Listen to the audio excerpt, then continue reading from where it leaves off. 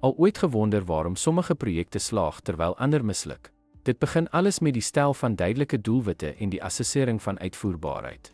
'n Sterk fondament is noodsaaklik vir enige projek se sukses en die betrek van belanghebbendes van die begin af is die sleutel. Die aanvangsfase waar projekdoelwitte en uitvoerbaarheid gedefinieer word. Beplanning waar gedetailleerde skedules, begrotings en hulpbronbehoeftes uiteengesit word. Uitvoering waar die projekwerk volgens die plan uitgevoer word.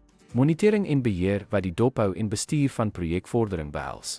Afsluiting waar die projek voltooi word en die resultate oorhandig word. Elke fase vereis koördinering om te verseker dat die projekdoelwitte belyn word.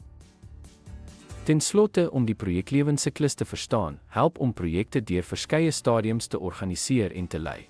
Hierdie gestruktureerde benadering help om suksesvolle uitkomste en projekvoltooiing te behaal.